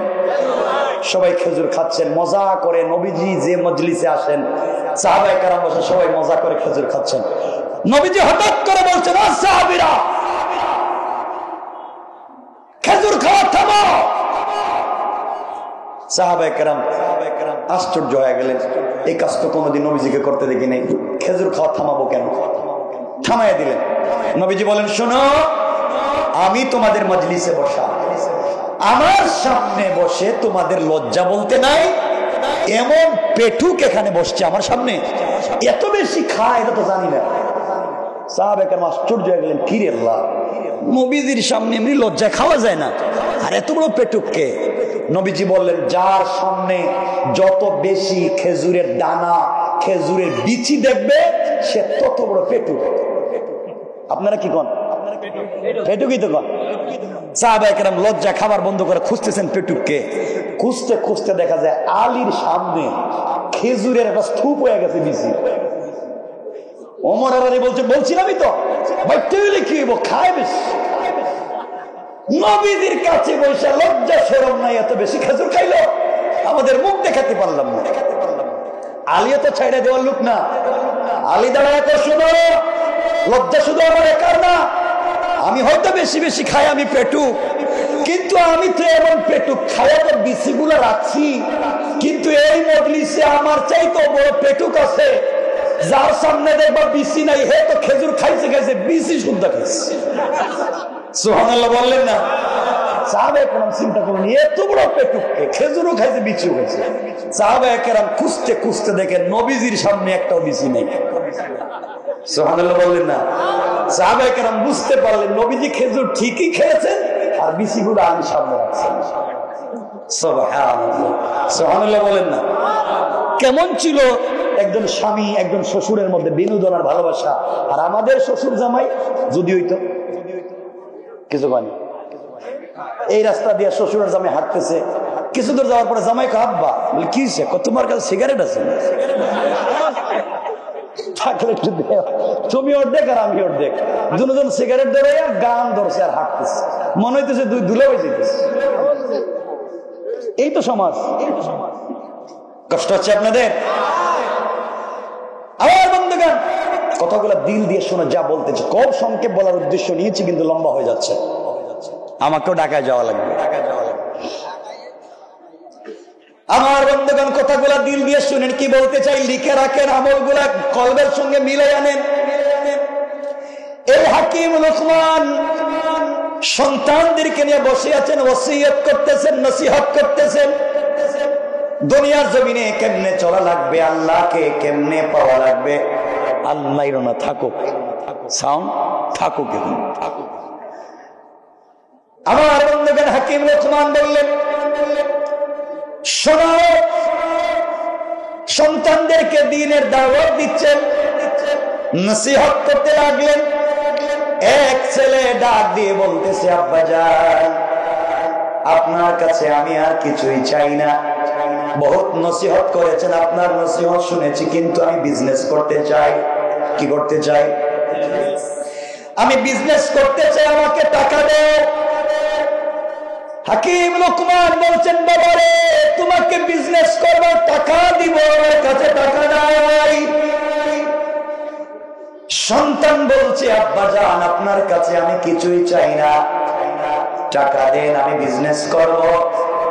হাকিম লুকমান বলছেন, তাহলে শোনো, তোমাকে যদি টাকা দিতে হয়, আমার একটা বন্ধু আছে সাগরের পাড়ে তার বাড়ি, সে আমার কাছ থেকে 3000 অথবা 4000 দিনার অথবা দিরহাম ঋণ নিয়েছে।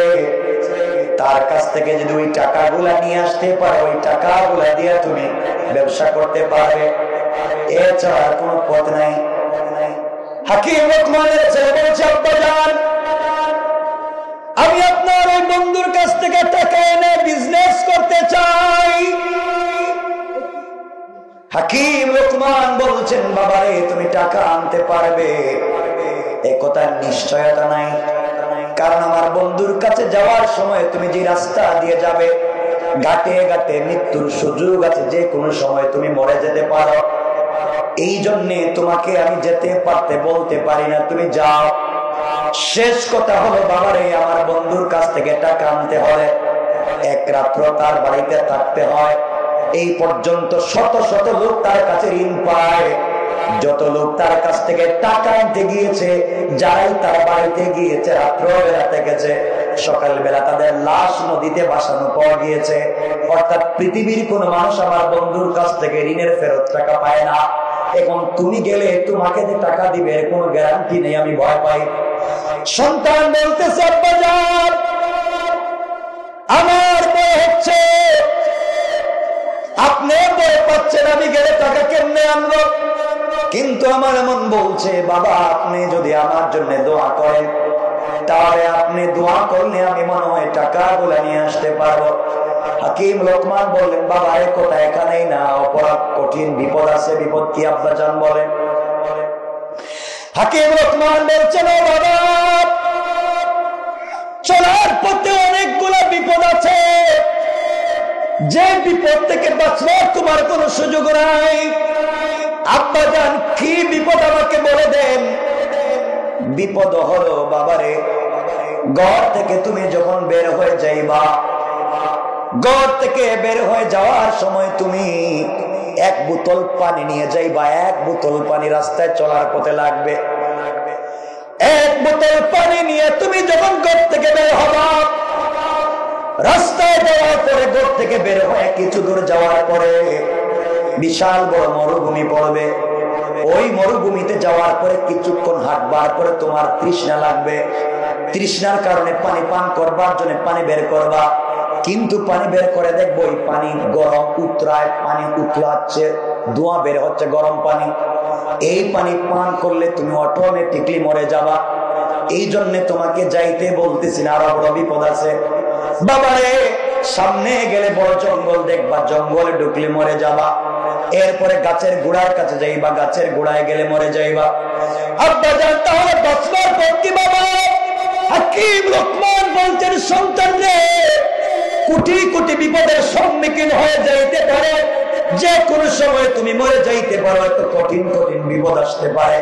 কিন্তু বাবারে চলার পথে আমার মন বলছে তুমি যদি 2 রাকাত সালাতুল হাজত পড়ে বের হয়ে যাও, 2 রাকাত নামাজ পড়ে আল্লাহর দরবারে হাত উঠাইয়া বের হয়ে যাও, আমার বিশ্বাস এই পৃথিবীতে তোমার কোনো ক্ষতি হবে না।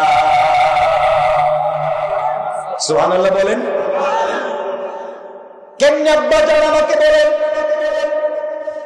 এবার মুরব্বী হাকিম লোকমান সন্তানকে বলতেছেন বাবা শোনো,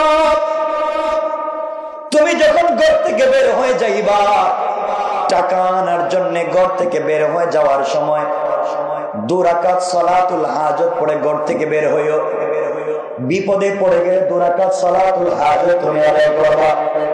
আব্বা জান ঘর থেকে বের হওয়ার পরে তুমি যখন জমিনে যাইবা, মরুভূমিতে যাওয়ার পর মরুভূমির গরমের কারণে তোমার মাথা ফেটে যায়, শরীরের চামড়া ছুটে রক্ত আসে। এমন একটা বিপদে পড়ে যাওয়ার পরে ও আমার সন্তান তোমাকে ওসিয়ত করছি শোনো বাবা, তোমার তৃষ্ণা লাগবে, পানি পান করবার প্রয়োজন পড়বে। তুমি যখন পানি পান করবার জন্য হাতে নিবে দেখবে পানি থেকে আগুন বের হয়। এই পানি পান করলে তুমি মরে যাইবা। সাথে সাথে তুমি 2 রাকাত সালাতুল হাজত পড়বা। সালাতুল হাজত পড়ে ডান দিকে সালাম ফিরাবা। সালাম ফিরে দেখবা বিশাল মরুভূমি, যেখানে বাড়ি নাই, ঘর নাই, গাছপালা নাই। সালাতুল হাজত পড়ে সালাম ফিরে দেখবা এই মরুভূমির মধ্যখানে সুন্দর একটা বাগান দেখা যায়, জঙ্গল দেখা যায়। আব্বা জান তুমি এই জঙ্গলের ভিতরে প্রবেশ করবা। এই জঙ্গলে যাওয়ার পরে বিশাল বড় বড় বাঘ, বিচ্ছু, ভাল্লুক, সিংহ তোমাকে আঘাত করবে মেরে ফেলবার জন্য। ও বাবা ওই সময় তুমি 2 রাকাত সালাতুল হাজত পড়বা, আল্লাহর কাছে চাইবা, সাথে সাথে দেখবা ওই জঙ্গলের ভিতরে 2টা পাথরের চিপা থেকে ঝর্ণার মতো ঠান্ডা পানি গড়াইয়া পড়তেছে। তুমি ইচ্ছা করে ঠিক মতো পানি পান করবা, এরপরে গরম পানি ফালাইয়া ঠান্ডা পানির ভিতরে বলবা বাবা আবার তুমি 2 রাকাত সালাতুল হাজত পড়বা। ও আমার আব্বা জান খবরদার, এই জঙ্গলের ভিতরে 1 সেকেন্ডও থাকবা না, নিশ্চয় তুমি মরে যাইবা। কিন্তু ক্লান্ত শরীর নিয়ে তুমি যখন ঠান্ডা পানি পান করবা বাবা, শরীরে ক্লান্তি আসবে। মানুষ কাজ করবার পরে যখন কিছু খায় ক্লান্তি আসে না বাবা, ক্লান্তি আসবে, তোমার ঘুম আসবে, ঘুমাবার চেষ্টা করবা। কিন্তু বাবা রে খবরদার তুমি এই জঙ্গলের ভিতরে ঘুমাইও না। আবার 2 রাকাত সালাতুল হাজাত পড়বা, বাম দিকে সালাম ফিরাবা, সালাম ফিরাইয়া দেখবা এই মরুভূমির মধ্যখানে সুন্দর একটা গাছ দেখা যায়, ওই গাছের গোড়ায় তোমার বিশ্রাম নিতে মন চাইবে। আব্বা জান, তুমি যদি বিশ্রাম নেও নির্ঘাত তুমি মরে যাইবা, বাঁচবার কোনো সুযোগ নাই। কিন্তু আমার মন বলছে আবার তুমি 2 রাকাত সালাতুল হাজাত পড়বা, সালাতুল হাজাত পড়ে সালাম ফিরাবা, সালাম ফিরানোর পরে তুমি দেখবে গাছের গোড়ায় সাদা দাড়ি, মুখে সাদা, সাদা দাড়ি, মাথায় সাদা পাগড়ি, পরনে সাদা লেবাস, একজন আল্লাহওয়ালা গাছের গোড়ায় বসে আছে। ওই মুরব্বী যদি আমার নাম বলে, ডাক দিয়ে বলে, হাকিম লুকমানের ছেলে রে আমার কাছে আসো, আমার নাম বলে যদি তোমাকে ডাক দেয় তুমি তার কাছে যাইও। আর সে যদি তার রানের উপরে মাথা রেখে তোমাকে ঘুমাতে বলে তাহলে বিশ্রাম নিও, আর না হয় তুমি বিশ্রাম নিও না, বিপদে পড়ে যাওয়া। ওই মুরব্বী আমার নাম নিয়ে তোমাকে যদি ডাক দেয়, তার রানের উপরে মাথা রেখে ঘুমাবার কথা বলে, আমার বিশ্বাস ওই মুরব্বী থাকলে তোমার কোনো ক্ষতি হবে না। আব্বা জানের পরে কি বলেন? কষ্ট হচ্ছে আর বিপদ কি হবে? ও বাবা, তুমি যদি গাছের গোড়ায় বেঁচে যাও, এরপরে সফর শুরু করে মরুভূমির বাদ দিয়ে একটা গ্রামে যাইবা। এই গ্রামে যাওয়ার পরে গ্রামের মানুষের কাছে আমার পরিচয় দিবা, মানুষকে বলবা তুমি হাকিম লুকমানের ছেলে, বড় হুজুরের ছেলে মনে করলে মানুষ তোমাকে ভালোবাসবে, ভালো ভালো খাবার খাওয়াবে, তোমাকে মেহমানদারি করবে। কিন্তু বাবা খবরদার সর্বোচ্চ 3 দিনই গ্রামে থাকবা, চতুর্থ দিন খবরদার সকাল বেলায় গ্রামে থাকবা না, যদি থাকো তুমি নির্ঘাত মরে যাইবা। আব্বাজান কেন মরে যাব? হাকিম লুকমান বলছে না সন্তান, চতুর্থ দিন যদি সকাল হয়ে যায় তাহলে এই দেশের মানুষ, এই দেশের সব থেকে সুন্দরী সুরসী যুবতী একটা মেয়েকে, বিশ্ব সুন্দরী একটা মেয়েকে সুন্দর করে সাজাইয়া তোমার কাছে নিয়ে আসবে বিয়ে দেওয়ার জন্য। বাবারে তুমি এই মেয়ের চেহারা দেখলে পাগল হয়ে যাইবা। আমার মন বলছে তুমি যদি এই মেয়েটাকে বিয়ে করো, বিয়ে করলেই মরে যাইবা। এই জন্য বাবা তুমি বিয়ে করতে রাজি হয়ে না, ওই দিন থাইকো না। কিন্তু বাবা চলার পথে গাছের গোড়া থেকে যদি মুরব্বীকে সাথে নিয়ে যাইতে পারো আর মুরব্বীর পরামর্শ চলতে পারো, এই মুরব্বী যদি তোমাকে পরামর্শ দেয় আর তুমি বিপদে পড়লে যদি 2 রাকাত সালাতুল হাজাত পড়ো, আমার মন বলছে সালাতুল হাজাত পড়ে সালাম ফিরাবার আগে আগে আমার আল্লাহ তোমার সব গুনাহ বিপদ দূর করে দেবে। সুবহানাল্লাহ বাদ দেন, কেমন? সুবহানাল্লাহ পকেটে রেখে দেন, সুবহানাল্লাহ জুড়ে পড়েন, আর জুড়ে পড়ে। এটা প্রথম এক জায়গা আসছি, কি কথা কয় না? আমার বন্ধুগণ কথাগুলো দিল দিয়ে শোনেন। হাকিম লুকমান বলছেন বাবা তুমি যদি গ্রাম থেকে বেঁচে যাও, গ্রাম থেকে বের হয়ে তুমি সাগরের পারে গেলে দেখবা নদীর পারে চড়ে 2 তলা একটা কাঠের বাড়ি আমার বন্ধুর, ওই বাড়ির 2 তলায় থাকে সে। তার কাছে গিয়ে টাকার কথা বলবা, বাবারে তোমাকে দেখবার পরে সে বলবে 1 রাত্র তার বাড়িতে থাকা লাগবে, তার বাড়িতে খবরদার থাকতে যাইও না, থাকলে সকালবেলা মরে যাইবা। আব্বা জান যদি না থাকি তাইলে তো টাকাও দিবে না, তাইলে গেলাম কেন? আব্বা জান বাঁচতে যদি হয় 2 রাকাত নামাজ পড়বা, মুরব্বীকে সাথে নিয়ে যাইবা, উনি যদি পরামর্শ দেয় তার পরামর্শ মতো চলবা, আমার বিশ্বাস তোমার কোনো ক্ষতি হবে না। আমার আল্লাহ সূরা 19 নম্বর পরে 25 নম্বর সূরা ফুরকানের 64 নম্বর আয়াতে আল্লাহ বলছেন ওয়াল্লাযীনা ইয়াবিতুনা লিরাব্বিহিম সুজদান ওয়া কিয়ামা। যারা আল্লাহর কদমে সিজদায় পড়ে যায়, যারা আল্লাহর কদমে সিজদায় পড়ে আল্লাহর কাছে হাত উঠিয়ে বলে আল্লাহ, আল্লাহ বলেছেন বান্দারে হাত নামাতে দেরি হবে, আমি আল্লাহ তোমার দোয়াকে কবুল করে নিতে দেরি হবে না। আমার বন্ধুগণ হাকিম লুকমানের ছেলে বাবার কাছ থেকে বিদায় নিয়া, বেগ কাঁধে নিয়া, এক বোতল পানি নিয়া, 2 রাকাত সালাতুল হাজত পড়ে ঘর থেকে বের হয়েছেন। সংক্ষেপ করে বলে দেই, চলতে লাগলেন টাকা আনার জন্য। দীর্ঘ পথ চলবার পরে দেখেন সত্যিই তো বাবার কথা মতো বিশাল বড় মরুভূমি, বিশাল মরুভূমি, ধৌধু বালিকা বালিকনা। হাঁটতে হাঁটতে পায়ের জুতা ছিঁড়ে গিয়েছে, পায়ের চামড়া গিয়ে পা থেকে রক্ত ঝরতেছে, জিহ্বা শুকিয়ে কলিজা শুকিয়ে গিয়েছে, পানির প্রয়োজন পড়েছে। হঠাৎ মনে পড়েছে ব্যাগের ভিতরে পানি আছে, পানি পান করার জন্য বের করেছেন। বের করে দেখেন বোতল থেকে আগুন বের হয়। বাবার কথা তো মিলে গিয়েছে, বাবা বলছেন এমন হবে, কিন্তু তার ঔষধ বলে দিয়েছেন বাঁচতে হলে কি করা লাগবে। কিছু কয় না, সবাই বলে সালাতুল হাজত পড়তে হবে। হাকিম লোকমানের ছেলে 2 রাকাত সালাতুল হাজত পড়লেন। আল্লাহর কাছে বলতে লাগলেন, আল্লাহ পানি পান না করলে মরে যাব। ডান দিকে সালাম ফিরাইছে, সালাম ফিরাইয়া দেখে যেই মরুভূমিতে একটা গাছ নাই, কিছুই নাই, সালাম ফিরাইয়া দেখে এই মরুভূমিতে সুন্দর একটা জঙ্গল আর বাগান দেখা যায়। আল্লাহু আকবার পড়ে আশ্চর্য, বাবার কথা তো মিলে যায়। এবার তিনি বাগানের ভিতরে ঢুকে গেলেন। বিশাল বড় বড় ভাগ ভাল্লুক তাকে খাওয়ার জন্য আসতেছে। আবার তিনি 2 রাকাত সালাত পড়লেন। পড়তে দেরি হয়েছে, ওরা থেমে গিয়েছে, মনে সিকিউরিটি গার্ডের মতো দাঁড়িয়ে গিয়েছে, আসে না। হাকিম লোকমানের ছেলে তাকাইয়া দেখেন একটা 2টা পাথরের চিপা থেকে ঠান্ডা ঝর্ণার মতো পানি গড়াইয়া পড়ে যায়। বাবার সব কথা মিলে যায়। এবার তিনি ইচ্ছা মতো পানি পান করলেন। গরম পানি ফেলে দিয়া বোতলের ভিতরে ঠান্ডা পানি ঢুকালেন। ক্লান্তি চলে এসেছে, আর পথ চলতে পারেন না। হঠাৎ মনে পড়েছে বাবা বলেছেন ক্লান্তি আসলে জঙ্গলে থাকা যাবে, কথা কয় নাকি? জঙ্গল থেকে বের হয়ে গেলেন, হাঁটতে পারেন না।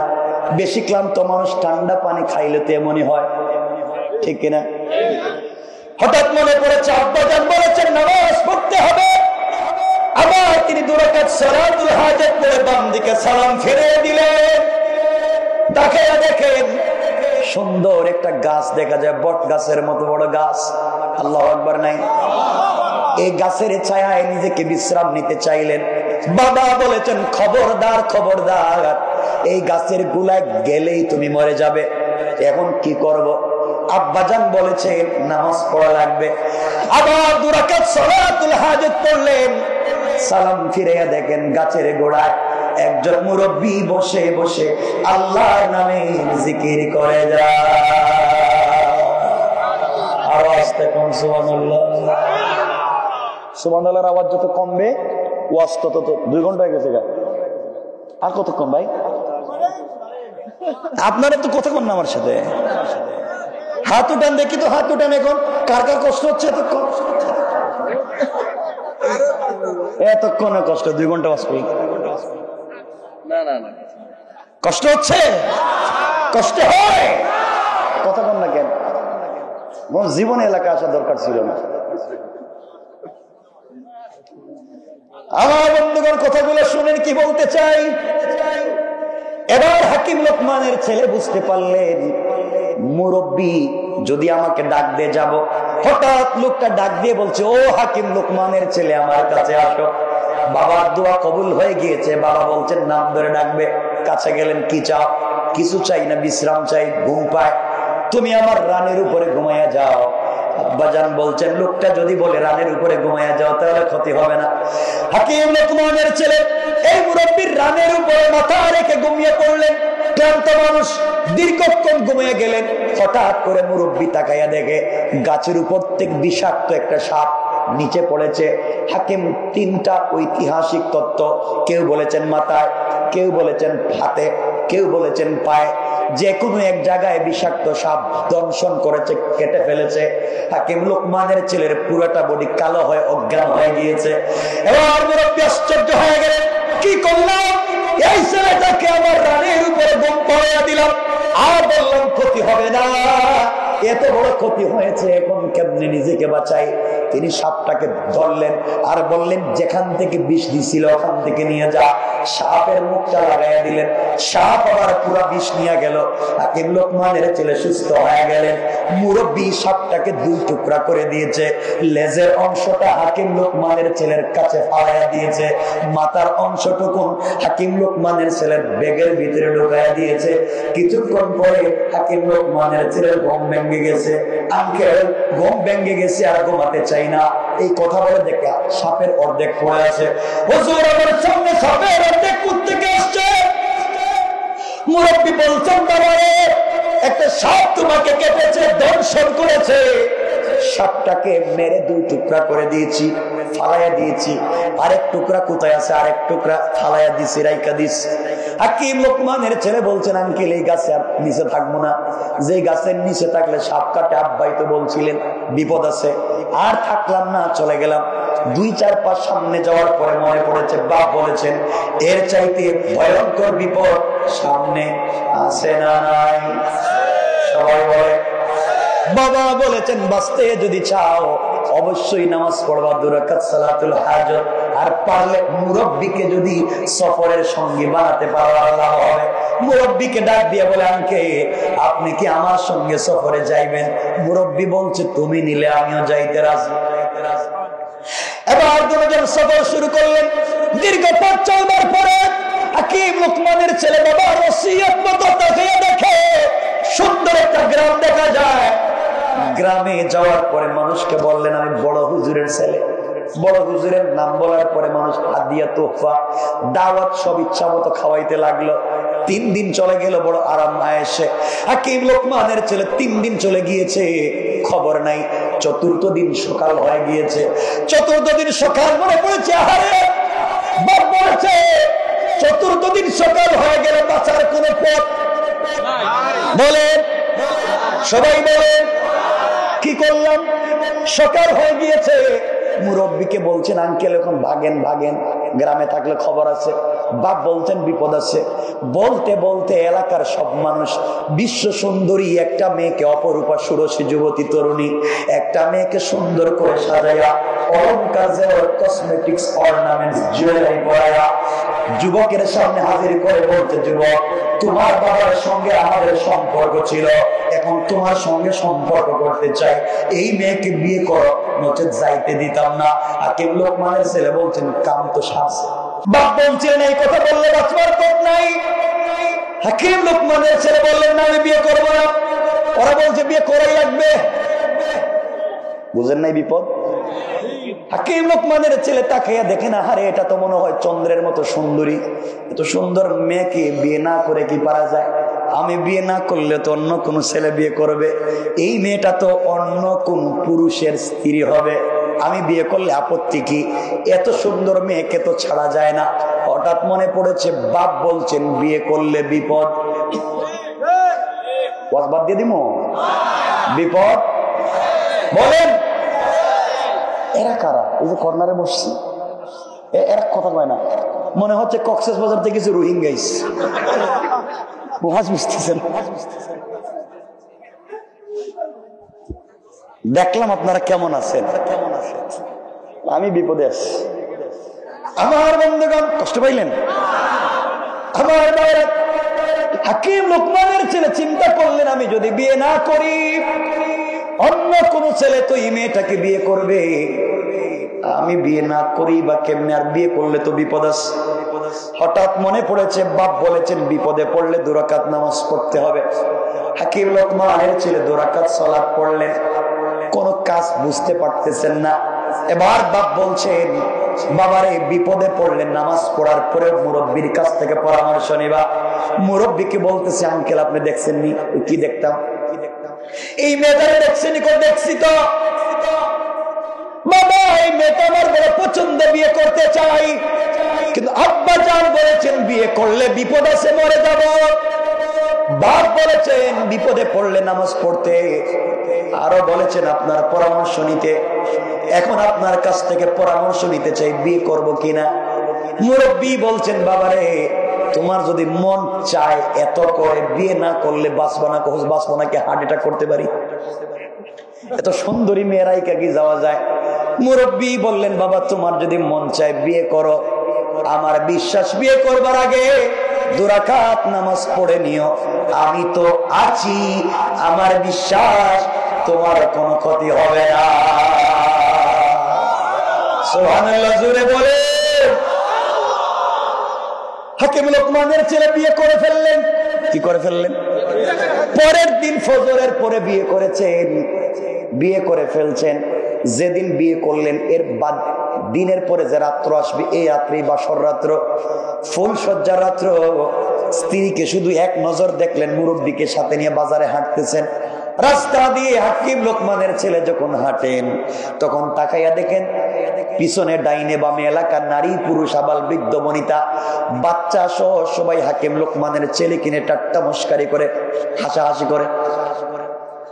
তিনি বলেন, তোমরা হাসো কেন? আমাকে নিয়ে মস্কারা করো কেন? আমাকে নিয়ে হাসাহাসি করো কেন? আমি কে? হাকিম লোকমানের ছেলে, আমি কি দেখতে খারাপ নাকি? আমি তোমাদের দুলাভাই, তোমরা হাসাহাসি করো কেন?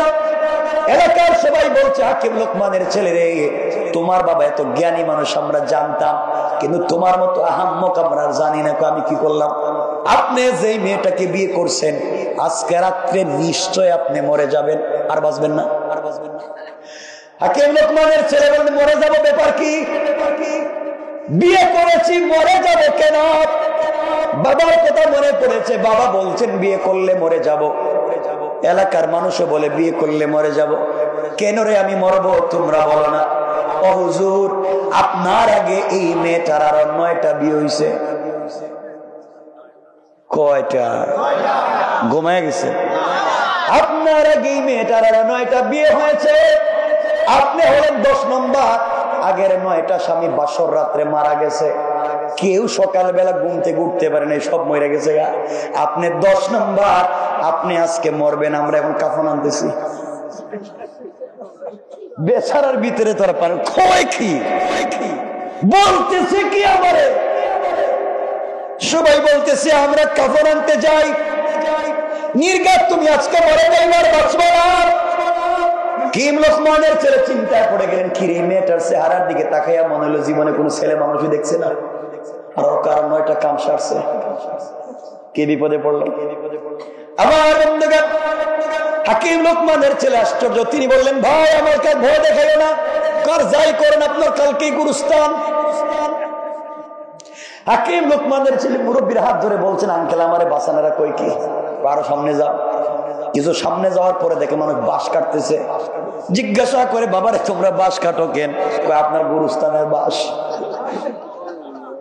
কিছু বুঝতেছেন আপনারা? বেচারা তো শেষ। বাবার কথা বড় খতমের দোয়া চলতেছে, আর বাঁচার পথ না। মুরব্বীর বলতেছে, মুরব্বী এখন বাঁচেন, গ্রাম সাইডে বাগার পথ কোনটা বাঁচেন? পাবলিকও বাঁচতে পারবেন না, পুরা গ্রামে ব্যারিকেড দেওয়া আছে, যেখানে যাইবেন ধরা খেয়ে। আরো কিছু দূর গেছে, যাওয়ার পরে দেখে কয়েকজন লোক ডুম দাঁড়াই আছে। ডুম চিনেননি? ডুম চিনেন? কাজ কি? লাশ কাটে। জিজ্ঞাসা করো, তোমরা এখানে কেন? রাত্রে আপনার সঙ্গে সাক্ষাৎ হবে। মহা বিপদ, কি করলাম বিয়ে করে। এখন তো সারাদিন এভাবে কষ্টে কাটলো। হাকিম লোকমানের ছেলের কান্নাকে দেখে আর করলাম কি? কিছু দূর যাওয়ার পরে দেখেন পাবলিক লাঠি নিয়ে ঘুরতেছে। কয়, তোমরা লাঠি নিয়ে ঘুরো কেন? আপনি যেন পলাইতে না পারেন। বুঝলেন নি কিছু? এবার হাকিম লোকমানের ছেলে কি করবেন? মুরব্বীকে বললেন, মুরব্বী আমি কি করব, কোথায় যাব? এখানে কথা কয় কেন? আমার বন্ধুগণ কথাগুলো শুনেন। 12:30 হয়ে গেছে, হঠাৎ রাইকা দিন করে না, হঠাৎ রাইকা দিন, আজকে আর কথা হবে না। এই যে আমার ভাই আব্দুল সালিম ভাই, ভালোবাসি দিল থেকে চলে আসছি। আমরা দেখছেন এলাকায় কোনোদিন? মনে পড়ে আপনাদের? কিন্তু আপনারা তা শুরু করছেন। কষ্ট হচ্ছে? সবাই বলেন কষ্ট হচ্ছে। এই যে দাঁড়ায় দাঁড়ায় কষ্ট করতেছো ভাই, এতগুলা মানুষ, বসার জায়গা নাই। আর কিয়াম করতেছে, কিয়াম করো, আর কিছুক্ষণ করো, ইনশাল্লাহ আছি আমি তোমাদের সাথে, কয়েক মিনিট। আমার বন্ধুগণ কথাগুলো দিল দিয়ে শুনেন। এবার হাকিম লোকমানের ছেলে মুরব্বীকে জড়ায় বলছেন, আঙ্কেল কি করলাম, বিয়ে করে বিপদে পড়লাম, টাকাও গেছে, জানও গেছে। মুরব্বী বলছেন, বাবা তোমার বাপ কি বলেছেন? আমার আব্বা বলেছেন বিপদে পড়ে নামাজ পড়তে, তাহলে নামাজ পড়ো। 2 রাকাত নামাজ পড়লেন। রাত্র হয়ে গিয়েছে, ফুল সজ্জার রাত্রে, বাসর রাত্রে, স্ত্রী জুয়েলারি পরে ঘরের ভিতরে সেজে গুজে বসে আছে। হাকিম লোকমানের ছেলে ঘরের ভিতরে যেতে ভয় পাচ্ছেন। মুরব্বী বলছেন, বাবা 2 রাকাত নামাজ পড়ো, এরপরে ঘরের ভিতরে যাও। 2 রাকাত নামাজ পড়ে ঘরের ভিতরে ঢুকবেন। মুরব্বীকে বলছে, আঙ্কেল আপনিও আসেন। মুরব্বীর আপনিও আইন, বাসর রাত্রে আমি একা একা ভয় পাচ্ছি। মুরব্বী বলছেন, বাবা তুমি যাও, আমি তোমার জন্য দোয়া করি। আঙ্কেল 9 জন গেছে, আমার তো সিরিয়াল 10 নম্বর। আর বাপের কাছে খবরটা কি করবো? আমার টাকা পয়সার দরকার নেই, আমার ব্যবসার দরকার নেই, গ্রামে কেমনে যেতাম এই চিন্তা করতে। মুরব্বী বললেন, বাবা যাও, আমি দোয়া করে দিলাম, কিন্তু বাবা একটা কথা শোনো, তোমাকে সাবধান করে দিলাম। কি আঙ্কেল বলেন? ঘরের ভিতরে যাওয়ার পরে তোমার স্ত্রী তোমার সঙ্গে মেলামেশা করবার জন্য পাগল হয়ে যাবে, যে কোনো ভাবে তোমার সঙ্গে মেলামেশা করতে চাইবে, খবরদার মেলামেশা করবা না। মেয়েটা যত কথাই বলুক না কেন, তুমি ঘুরাইয়া পেঁচাইয়া বলবা আজকের রাত্র পরিচয়, তুমি আমাকে চিনো, আমি তোমাকে চিনি। এইভাবে দীর্ঘ 1 ঘন্টার মতো কাটাইয়া দিবা, শুধু কথা বইলা বইলা, কোনো কাজ কামে যাইও না। এরপরে বলবা আমার ওযুর দরকার, ইস্তেঞ্জার দরকার, ওয়াশরুমে যাওয়া লাগবে, ওয়াশরুম থেকে আসি, এই কথা বলে স্ত্রীকে বলবে একটা বদনা দে, লুটা দে, পানির পাত্র দে। এই কথা বলে তুমি ঘর থেকে বের হয়ে আমার কাছে আসবা। হুজুর আসার আগে যদি মাইরে ফেলায়, না আসার আগে মারবে না, আসো আমার কাছে। হাকিম লোকমানের ছেলেকে বুঝাইয়া ঘরের ভিতরে পাঠাইয়া দিলেন। ঘরের ভিতরে যাওয়ার পরে স্ত্রী তো বিভিন্ন ভাবে অনুনয় বিনয় করে মেলামেশা করতে বলছে। হাকিম লোকমানের ছেলে বলছেন, না না তুমি আমাকে চিনো, আমি কে, আমিও তোমাকে চিনি, তুমি কে। এভাবে চিনা জানার মধ্য দিয়ে রাত কেটে যাক। দীর্ঘ 1 ঘন্টা পরে বলছেন, স্ত্রী রে অবশ্যই তোমার সঙ্গে আমার মেলামেশা হবে, আমার পেটে ব্যথা হচ্ছে, ওয়াশরুমে যাওয়া লাগবে, অজু স্ট্যান্ডার প্রয়োজন, আমাকে একটা বদনা দাও। কি দাও? আপনার বদনাই তো করবো, বদনা, লুটা, পানির পাত্র, যাই করে এটা বললাম, একটা দাও। এটা নিয়ে এক দৌড়ে বাহির আসছে, হুজুর বদনানের আমার বাসান আর ডুবতামি না, জান বাঁচাইছে, ডুবতামি না। হাকিম লোকমানের ছেলেকে মুরব্বী বলছেন, বাবা যাও অজু করে আসো। অজু করে আসতে গিয়েছে, হাকিম লোকমানের ছেলের বদনার মুখটা খুললেন, ব্যাগটা খুললেন মুরব্বী। ব্যাগের ভিতরে অর্ধেক সাপ আসেনি, ঘুমায় গেছেন, আসেনি। ব্যাগের ভিতর থেকে অর্ধেক সাপ বের করলেন, আর ওই বদনার ভিতরে ঢুকে মুখ লাগাইয়া দিলেন। হাকিম লোকমানের ছেলে আসবার পরে বলছেন, বাবারে 2 রাকাত নামাজ পড়ো, বদনা নিয়ে যাও, ঘরের ভিতরে নিয়ে যাও, আশা করি মরবা না। ঘরের ভিতরে যাওয়ার পরে স্ত্রী তোমার সঙ্গে মেলামেশা করতে চাইবে, তুমি একটা শর্ত দিবা, বলবা অবশ্যই স্ত্রী তোমার কথা মানি, আমার শর্ত হলো তুমি এই বদনার ভিতরে প্রস্রাব করা লাগবে। যদি এই বদনায় প্রস্রাব করো, কথা দিলাম মেলামেশা করব। স্ত্রী যদি রাজি হয়ে যায়, বদনায় প্রস্রাব করে, প্রস্রাব করলে বদনা নিয়ে দৌড় দিয়ে আমার কাছে আইবা। হুজুর যদি মায়ের শুরু করে দেয় আবার কম মারবে না, বদনা নিয়ে আমার কাছে আইসো। হায়াতুল হায়াওয়ানে আছে, আল্লামা জুলফিকার নকশবন্দি খুতুবাতে জুলফিকার বহুত লম্বা বলছেন, আমি তো একেবারে সংক্ষেপ করে দিলাম। আমার বন্ধুগণ, এক পর্যায়ে মুরব্বী এই হাকিম লোকমানের ছেলেকে দোয়া করে দিলেন, ঘরের ভিতরে পৌঁছে গেল।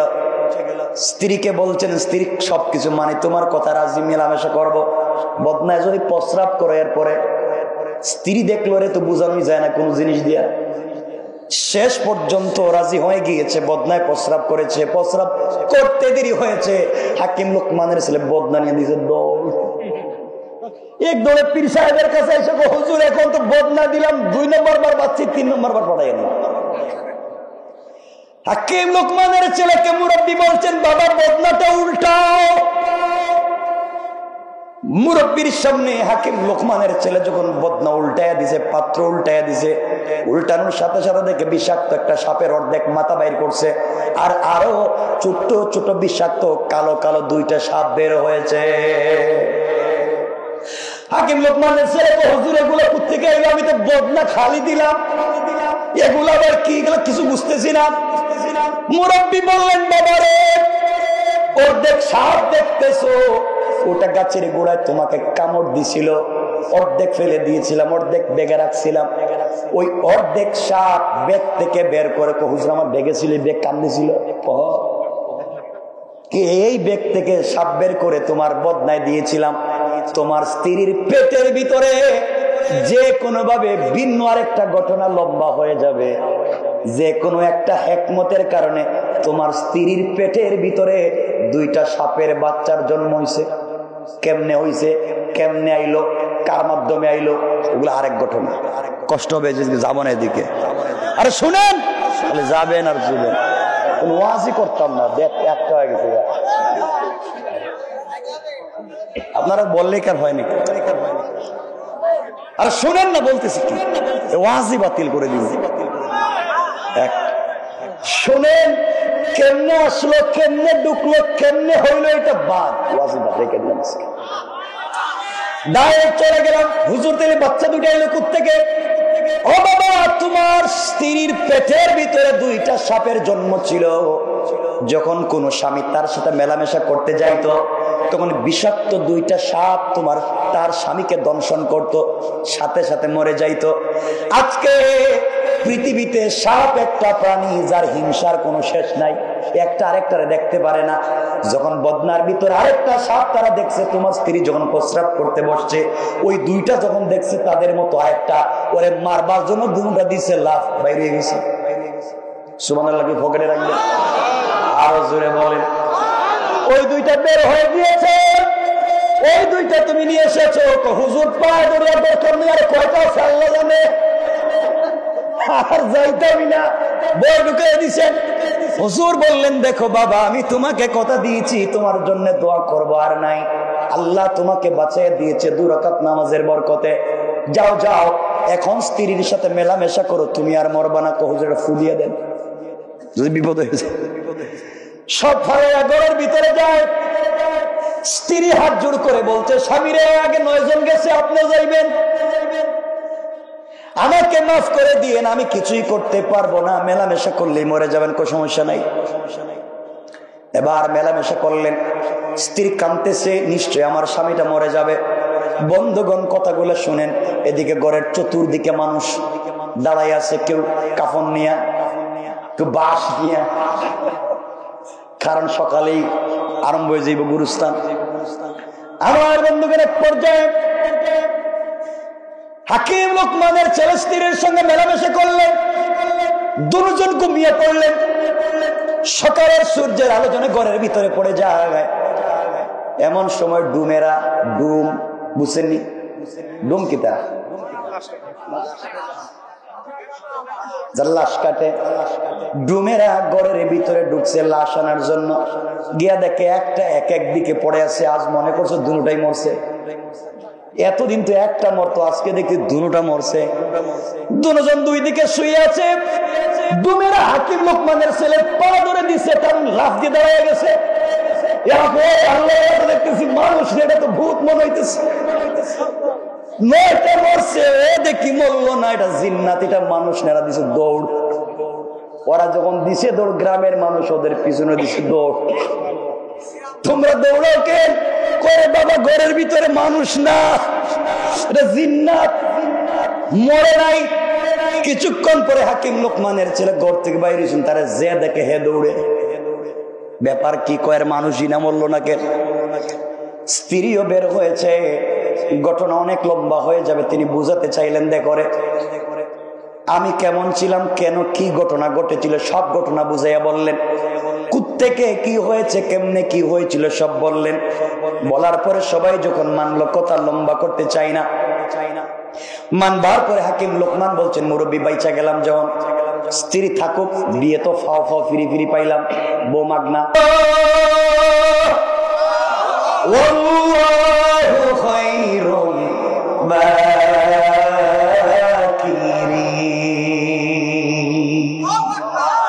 আল্লাহ রাব্বুল ইজ্জত ওয়াল জালাল বললেন, বান্দারে তোমরা যে কৌশল করো না কেন, আমি আল্লাহ তোমাদের চাইতে আরো বড় কৌশলী। কোন ঠিক কিনা? সকালবেলা মুরব্বী থেকে তার দুই ছেলে ভাই কথাগুলো দিল দিয়ে শোনেন। এক পর্যায়ে বলছে, আঙ্কেল টাকাটা দিয়ে দেন। এবার টাকা দিয়ে দেন। টাকা দিতে চাই, টাকা দিয়ে ফেরত দিয়ে দিয়েছি।